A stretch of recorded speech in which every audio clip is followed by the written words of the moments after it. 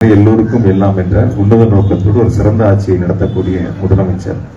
கல்வியில் இந்தியாவில் தமிழ்நாடு முதலிடம், தொழில்துறையில் இந்தியாவில் தமிழ்நாடு முதலிடம், இப்படி பல்வேறு துறைகளில் இந்தியாவில் தமிழ்நாடு முதலிடம் என்ற பெருமையை பெறுகிறது என்று சொன்னால் அது முதலமைச்சருடைய உழைப்பு, முதலமைச்சர் செலுத்தக்கூடிய சிறப்பு கவனங்கள். அந்த வகையில் பொதுவாக ஒரு திட்டத்தை அறிவித்துவிட்டு அதை அறிவித்து விட்டோம் என்பதை மட்டும் நிறுத்தாமல் முதலமைச்சர் தொடர்ந்து கண்காணித்து அந்த திட்டத்தை முடித்து மக்களுடைய பயன்பாட்டிற்கு திறந்து வைக்கின்ற வரை முதலமைச்சர்களை கண்காணிப்பார்கள் என்பதில் நான் இந்த நேரத்தில் மிகுந்த மகிழ்ச்சி அடைகின்றேன்.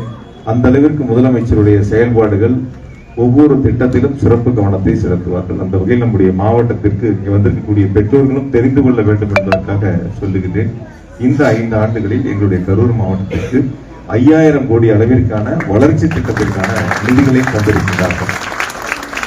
நான் சொல்றது கலைஞர் மகளிர் உரிமை தொகை அதில் சேர்த்தல, நான் முதல்வன், புதுமை பெண் தமிழ் புதல்வன் உதவித்தொகைகள் அதில் சேர்த்தல.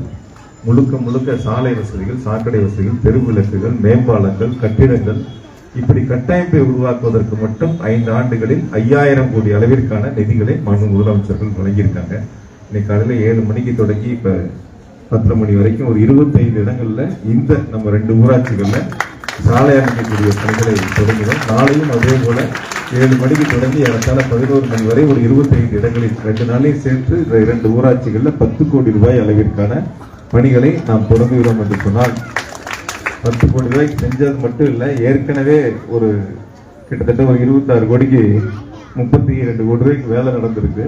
இப்போ ஒரு 10 கோடிக்கு ஆரம்பிக்கிறோம். திரும்பவும் 10ல இன்னொரு 10 கோடி வேணுங்கிறாங்க.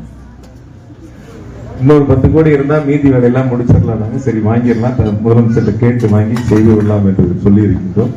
அந்த அளவுக்கு ஒரு ஊராட்சிகளில் ஏறத்தாழ 30-40 கோடிக்கு வேலை நடக்கிறது என்று சொன்னால் மக்களுடைய தேவைகளை அறிந்து செய்யக்கூடிய அரசு, செய்யக்கூடிய முதலமைச்சரை நாம் பெற்றிருக்கின்றோம். ஆகையால் வந்திருக்கக்கூடிய பெற்றோர்கள் முதலமைச்சர்களுக்கு எப்பொழுதும் உறுதுணையாக இருந்திட வேண்டும் என்று அன்போடு கேட்டுக்கொண்டு, நமக்கு யார் நல்லது செய்வார்கள், நம்முடைய வளர்ச்சிக்கு யார் துணையாக இருப்பார்கள், மாநிலத்தினுடைய வளர்ச்சியில் யார் பெரும்பங்கு வகிப்பார்கள், யார் நம்மை ஆதரிப்பார்கள் என்பதை நீங்கள் கவனத்திலே கொண்டு என்றும் முதலமைச்சர்கள் உறுதுணையாக இருந்திட வேண்டும் என்று அன்போடு கேட்டுக்கொண்டு, நம்முடைய அன்புக்குரிய ஜீவாவா இருக்கட்டும் அல்லது சூர்யா எல்லாத்துக்கும் கேட்டுக்கிறது, இது மட்டும் இல்ல, வேற எதுனாலும் சொல்லிடுங்க, சேர்ந்து செய்யலாம், நீங்களே செய்யுங்க, நான் உங்களுக்கு சப்போர்ட் பண்றேன். கூட இன்னைக்கு மட்டும் இல்லை, எப்பயுமே கூட வந்து உறுதியா உங்களோட கரம் கோர்த்து ஒவ்வொரு பணிகளையும் எடுத்து செய்வோம். சார் சொன்ன மாதிரி அடுத்த கட்டமா நம்ம வந்து குளங்கள் தூர்வாரக்கூடிய அந்த பணிகளையும் நாங்கள் கையில் எடுத்து முழுவதுமாக மாவட்டம் முழுவதும் இருக்கக்கூடிய குளங்களை தூர்வாருவது உள்ளிட்ட பணிகளை சிறப்பாக முன்னெடுத்து செல்லலாம். அதற்கு நாங்கள் நிச்சயமாக உங்களுக்கு துணையாக இருப்போம்.